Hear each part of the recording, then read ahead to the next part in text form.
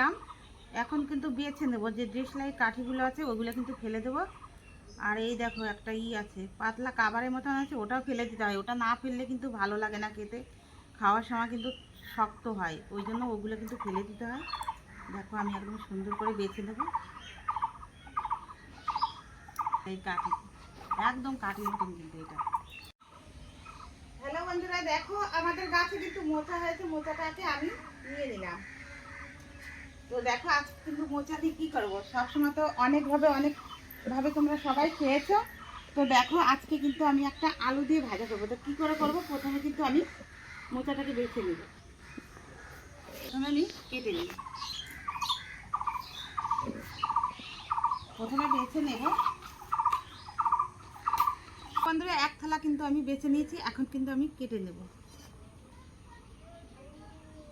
একদম কষ নাই, একদম খুবই।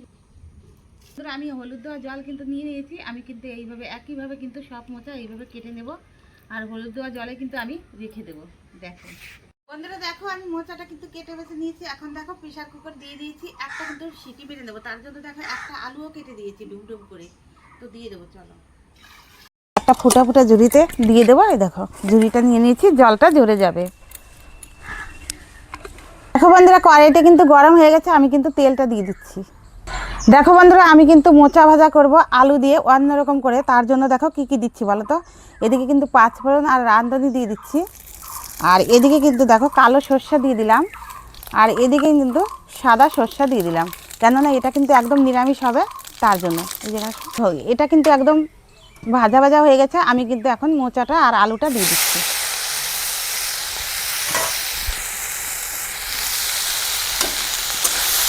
ভালো কিন্তু মজে গেছে ভাজাটা, আলুটা আর মোচাটা। এখন কিন্তু আমি নুন দিইনি, আগে নুনটা দিয়ে দিচ্ছি। নুনটা দিয়ে দিলাম, আর এদিকে কিন্তু হলুদের গুঁড়োও কিন্তু আমি আগে দেইনি, এখন দিয়ে দিচ্ছি। এই দেখো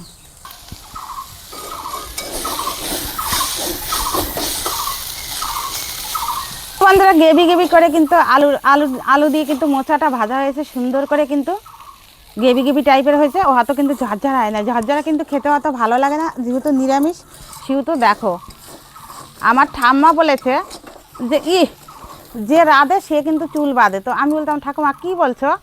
বলছে দেখ না তোর মা এত কাজ করছে, আবার তার মধ্যে আবার এরকম এরকম বলছে। আমি কীরকম কীরকম বলছে, যে রাঁধে সে কিন্তু চুল বাঁধে। তো তার জন্য কিন্তু তোর মা কিন্তু একদম রেগে ঠেকে অম্বল হয়ে গেছে। তখন আমি বললাম ঠাকুমা বলো না কি কি, আমি তো চুল বেঁধেছি। বলছে কি আরে শুন, সব কাম করলেই হয়ে গেল? সব কাম করতে হবে, আবার রান্না করতে হবে। তার জন্য আমি বললাম যে রাঁধে সে কিন্তু চুল বাঁধে। তো চলো বন্ধুরা হয়ে গেছে, আমি কিন্তু এখন নামিয়ে নেব। কিন্তু খুবই ভালো লাগে বন্ধুরা, দেখো এরকম ভাজা হলে কোনো কথাই লাগবে না। তো তোমাদের কাছে কার কেমন লাগে আমাকে কিন্তু অবশ্যই বলবে তোমরা।